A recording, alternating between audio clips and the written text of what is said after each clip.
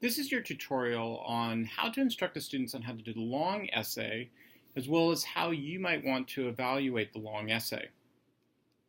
So the first thing that I would suggest about the long essay is this, just to give an overview about what the long essay is. The long essay, in essence, is really a replacement of what we used to call the FRQ, or the free response question. The students are now going to get at the end of their test 2 different choices in which they can strategically make a choice on what they are going to want to answer.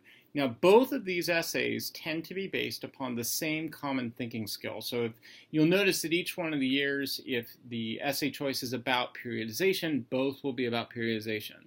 If it's about comparison and contrast, both will be about comparison and contrast, and so forth.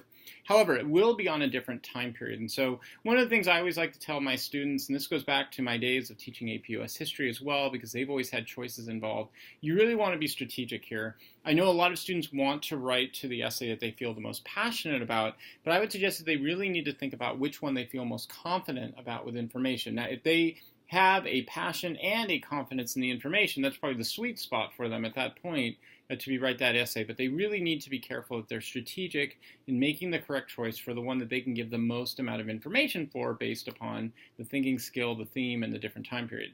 Students now are going to get 35 minutes in which to prepare and write for their long essay. Now, there are different types of long essays the students can expect.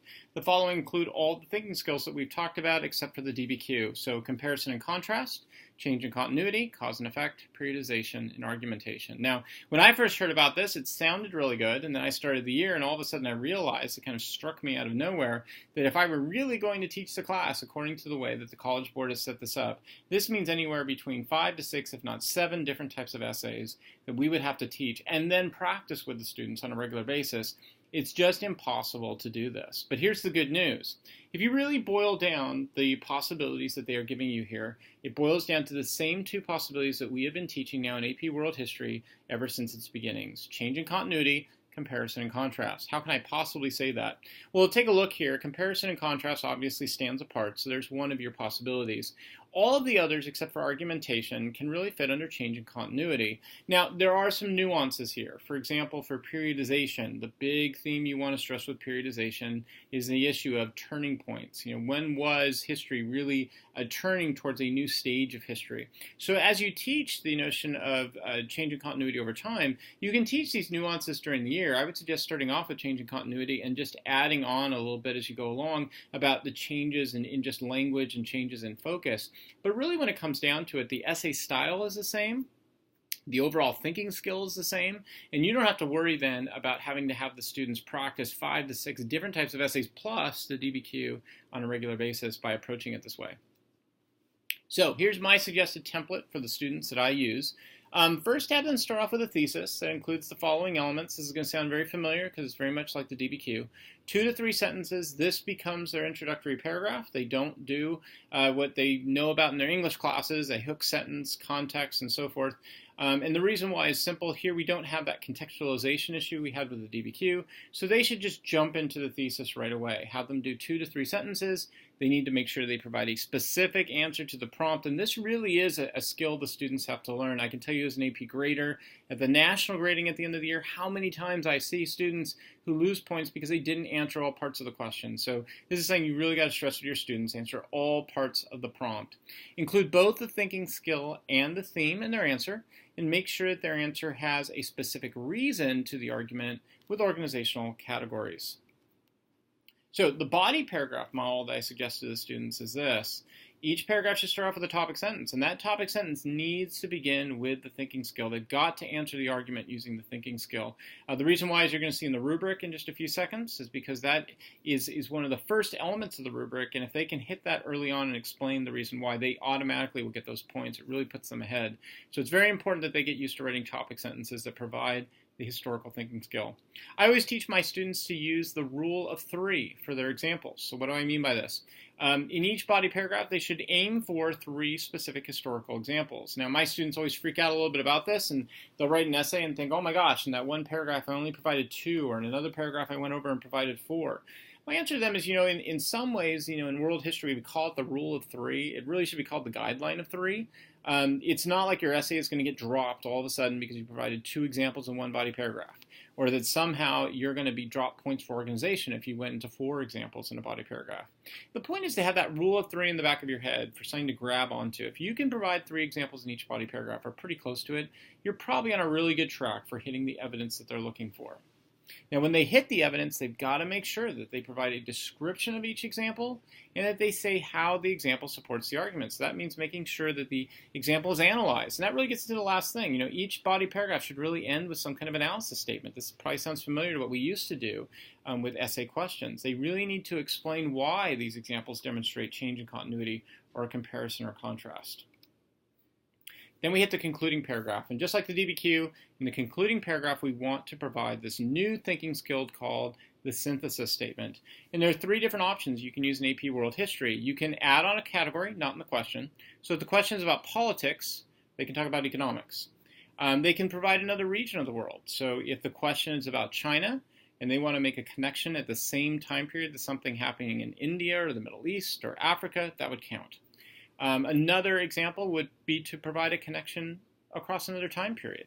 So there are a lot of connections here you can make. If you're teaching about the DBQ, obviously you can make the connection there. Another one that probably is familiar to everybody here who has taught AP World History in the past is the notion of global context. We probably remember from the old essays that when you talked about changing continuity over time, you had to have students make an analysis based on global context. What was going on in the rest of the world that influenced the part of the world that was being talked about at the time. You can still teach that skill. It's not required because you don't have the global context point, but you can teach that skill to the students and have them do that as a synthesis. For me in particular, I really like the idea of providing a connection to another time period. I think it's easy to teach. I think students grasp onto it very quickly, and I think it's because that tends to be what we think about with history, that's the purpose of history, is that history is about making connections over time periods. So the rubric that they're going to be graded on are what we used to be graded upon for AP World History. It was a very complex group of different points that they had to hit, or different buckets they had to hit that had different points to it. Here, it's really narrowed down. So they have to have a thesis, and that will be 1 point if they get all the elements of the thesis. They must provide the historical thinking skill, and there are 2 points assigned here. 1 point is for addressing the historical thinking skill. The second point is for providing the reason for the historical thinking skill. So if they do talk about change in continuity, or if they talk about comparison, contrast, periodization, and so forth, they can get 1 point. But to get the added point, they've got to provide a reason why their argument is addressing change in continuity, comparison and contrast, periodization, and so forth. This goes the same for evidence. So there are 2 possible points for evidence. 1 point is for providing relevant examples. And then the other point is providing that description and analysis of examples. So this is where really the students have to go beyond just giving an example. They've got to make sure they provide good details and they explain how this connects back to their argument. And then last off is synthesis, where they can get 1 point. So the next part that I want to talk about briefly really doesn't get to the mock grading, and it doesn't get to the grading at the end of the year, because the grading really takes place off of the last slide. And as you're doing the grading this week, I really want you to focus in on, what does the rubric say? But I do want to provide some advice, I think, on evaluating your students during the year, and it's based upon the 2 models overall of rubric grading. So rubric grading obviously is the big type of grading that everybody's into these days, and I think there's some really good reasons why.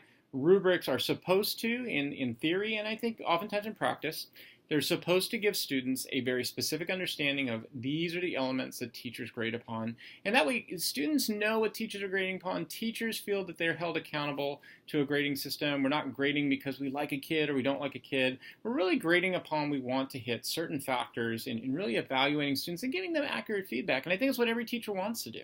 Teachers want to give authentic, sincere feedback so that students can get better in what they are doing. And it also provides a way when the student comes in for us to defend ourselves, not just to be defensive, but to be able to say to students, this is why I gave you your grade, and this is how you can improve for the future.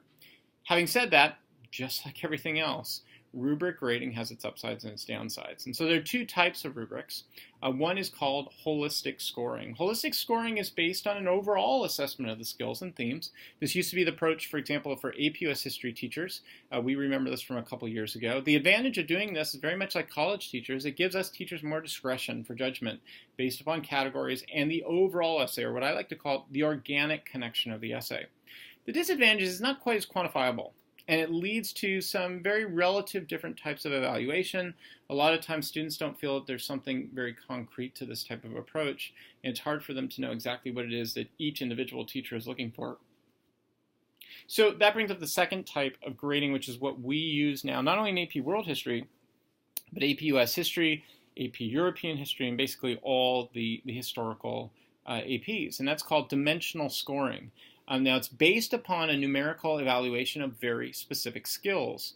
For those of us in AP World History, we're very familiar with this. Up until this last year, AP World History used an evaluation system called the asset grading system, which is basically dimensional scoring. The idea behind this in the past used to be that a thesis had a certain amount of points. They would address comparison and contrast or change in continuity. That has a certain amount of points. Evidence had a certain amount of points, and so forth. The idea is each skill that the students are doing is numerically weighted, and then they're evaluated on that skill and given the numerical weight. Now, the advantage for this is it really provides students with a more specific numerical evaluation of each skill. So students now have a sense that concretely, this is what they're going to get if they achieve that skill. And if they don't, concretely, this is what they're going to lose out on. The disadvantage, though, is that this leads into a fragmented grading of the overall essay.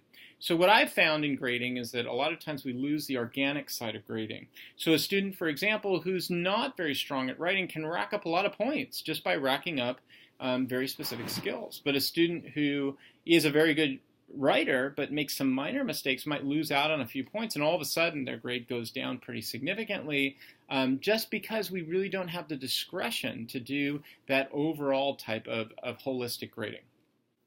So what's a possible way of resolving this issue? So this is my philosophy on how I resolve this issue, and see what you guys think about this. I think there are really two parts to dimensional scoring that can really be combined together with holistic grading. And here's what I mean by that. Dimensional scoring is really great for giving benchmarks to students and teachers for grading each one of the skills. What I mean by that is students are given very specific definitions of each one of the skills they have to achieve. Plus, they're given a numerical ranking for each one of these skills. And that way students have a really concrete sense of what they have to achieve for each skill, whether it be the thesis or the evidence or historical thinking skill or the synthesis. Very specific numerical definitions for those things. The problem is a lot of times for students, they get into the mindset then that writing an essay is almost like math. If you just do these skills, you can add up the points and you get your grade. And that's not the way writing works. Writing is basically both a science and an art. It's a science in the sense that we can say, here are the specific skills you have to meet. And because we're offering these numerical points for them, we can help to measure them out a bit. However, the thing students have to understand is that writing is also an art. The way we achieve those skills, or the qualitative way we achieve those skills, demands that we have to have a certain quality and ability to achieve them that they're not going to have at the beginning of the year.